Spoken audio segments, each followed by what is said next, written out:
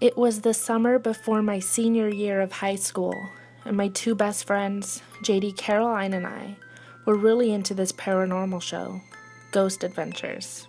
In the show, the three main characters would go into presumably haunted locations to contact the spirits trapped there.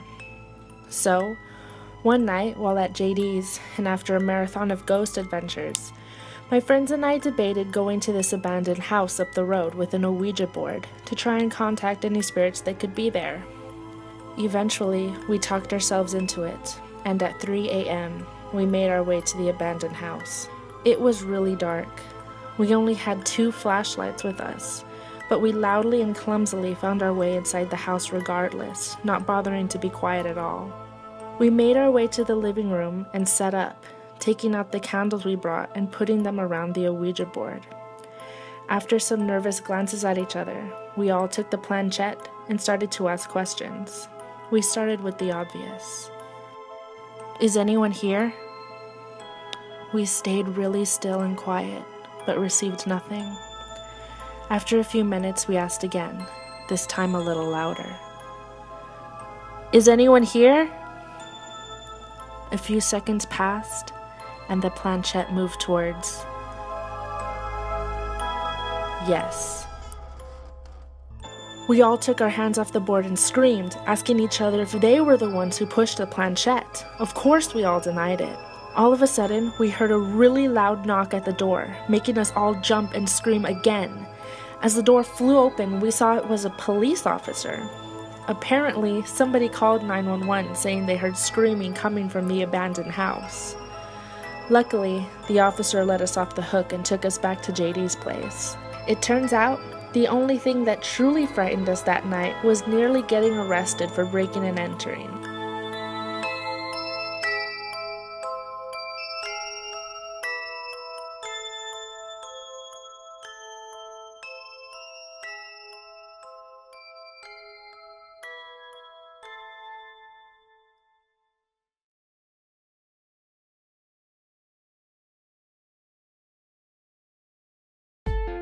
Hays County Food Bank is a nonprofit organization that provides food for families and individuals in need.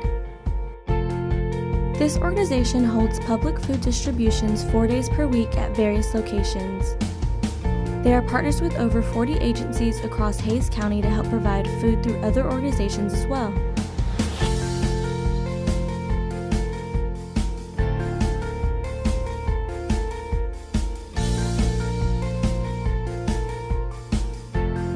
Many families in the United States struggle with being able to provide food for themselves and their children. The Food Research and Action Center ranked Texas as number 16 in the U.S. as the state with the worst food hardship rates. To find out more about Hays County Food Bank, their partners, or how you can donate, go to hayscountyfoodbank.org or call 512-392-8300.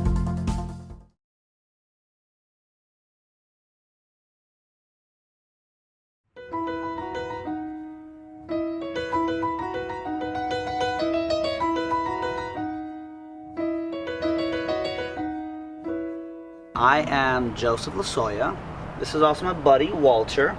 A little bit about me. I am a transfer student from San Antonio, Texas. I went to the community colleges there. I was in the military, so I'm just using my GI Bill. I go to school, got a lot of free time, and started a group called the Bubble Believers. Bubble Believers is a free, open group that has minimal commitment to the group. All you gotta do is just follow us on Facebook and Instagram. If you have the time, come blow bubbles, cheer up the campus. We do it on Mondays because it's such a down day. Everybody's on their social media talking about, I hate Mondays, this is how I feel about Mondays. I'm like, it's Monday, we survived the weekend. Hopefully we become an official group, but until then, the bubbles will keep blowing.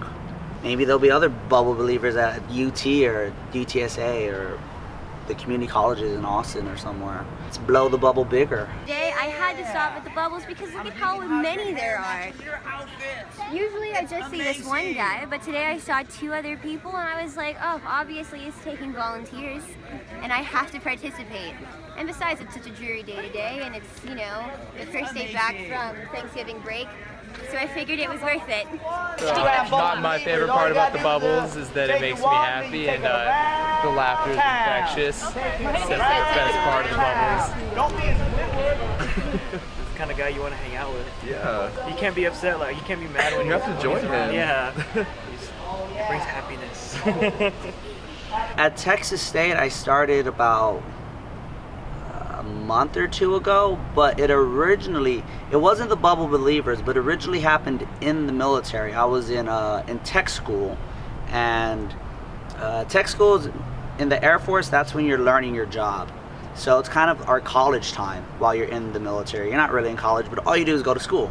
You get the weekends off, you just go to school, do what you're told, and everybody was so serious. I was like, I know we're in the military, but you don't have to act like it all the time. Like, it's Sunday fun day. And I had nothing to do. I was stuck on base. I went to Walmart, found bubbles. I would just turn on my iPod, dance, and just blow bubbles and be like, lower your military bearings, man. It's the weekend, off duty. Yeah, 'cause I love college. Yeah, and blowing bubbles. Whee! Oh yeah, it's Monday and it's a good day to be alive. Other people have reached out. I did a YouTube interview about Walter. It was called, I believe it's gonna be under Quiet Nights. Another group, a guy named Yaya, he's really cool. He's trying to do something about, something in the community. I don't remember the exact details, but I said if you're helping out the community and if you think the bubbles will help, let's do it. Recycle group, it made me feel like I got to plant a ring. This is a gated community, please recycle your property. Bottles of beverage be empty before you start your recycling. People be throwing their trash in recycle bin, but that is never me. Drowning in sewage or ocean polluted, a smoggy metropolis. I'm thinking about switching it up to fluorescent light, this will be out of sight. Born on this planet, continue to trash it, we live in a pigment den. What the heck are you talking about? Heard this shit coming when I start talking loud, boy. Recycle the logo on bottom of most of your items. The cup is not styrofoam bag is reusable, y'all should recycle more. Hit up the Google.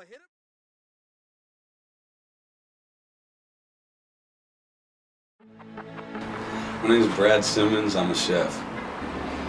I have to say my first experience with technology was playing the original Nintendo console, 8-bit. Technology's gone from 8-bit Nintendo to pagers, cell phones, computers, movies. I didn't have the internet till I was 18, 17. So just to see kids these days have, all that knowledge at their fingertips. When I was that age, I was playing with rocks outside and burning ants with a magnifying glass. But I think technology's over. I think the future of technology is, like I said, unlimited. Just to our knowledge. Stop. I don't know where it's gonna go in the future. Shit, technology's gone, man. It's going places.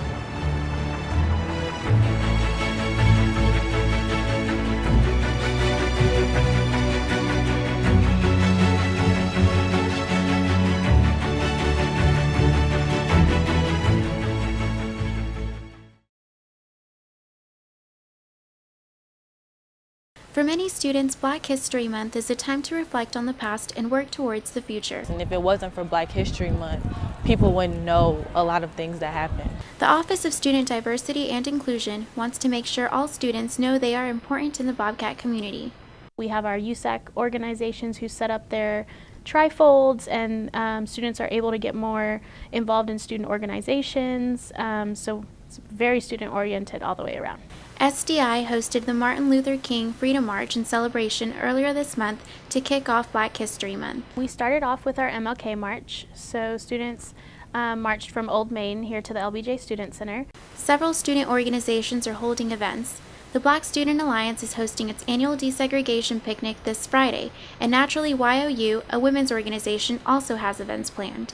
I'd be volunteering at a women's shelter to help them clean up around and, help just volunteer, do anything that they need us. And then we're also having a day in the quad where we're selling homemade products to benefit the women's shelter as well. All Bobcats are welcome to attend the events this month. It's a time to celebrate to learn more about African American history.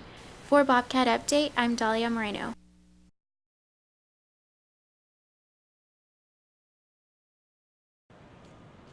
Many seniors like to use confetti in their snapshots, but the practice can be hazardous to fish and other aquatic animals. Once the glitter is thrown, much of it goes down the drain and into the San Marcos River. There is a non-toxic, biodegradable alternative that seniors could use instead of plastics. Plastic never biodegrades, and fish and other animals mistake it for food, and so it just accumulates up the food chain. The group makes the confetti out of rice and color it organically with beet juice and turmeric to show the Texas state maroon and gold. The confetti is occasionally sold on the quad, or you can contact the HEAT organization to buy some. If you go on the HEAT website and you click on the Texas State chapter, all our execs are on there. While celebrating graduation, think about this beautiful river while you're throwing confetti, and think about the biodegradable options. For Bobcat Update, I'm JC Hess.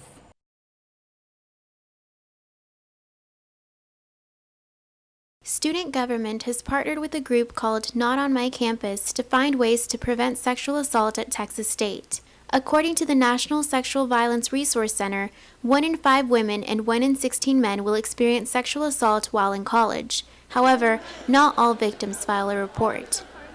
Reports may be filed online and anonymously. Having such a system has contributed to a 50% increase in reports, but a disparity exists between the number of reports and the number of victims who are actually willing to cooperate.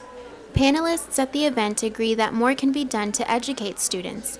The Hayes Caldwell Women's Center is a source for education in San Marcos. I wish we didn't have to be talking about what rape culture is. I really do.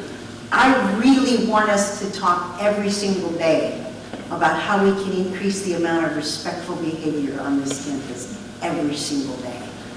Officials say bringing more men into the conversation is also crucial to bridging the gap. So it goes a long way to hear more men actively say that we can stand up against it, because I don't like the stereotype for my own gender, and nor do I want that to be perpetrated by anybody else who identifies as male.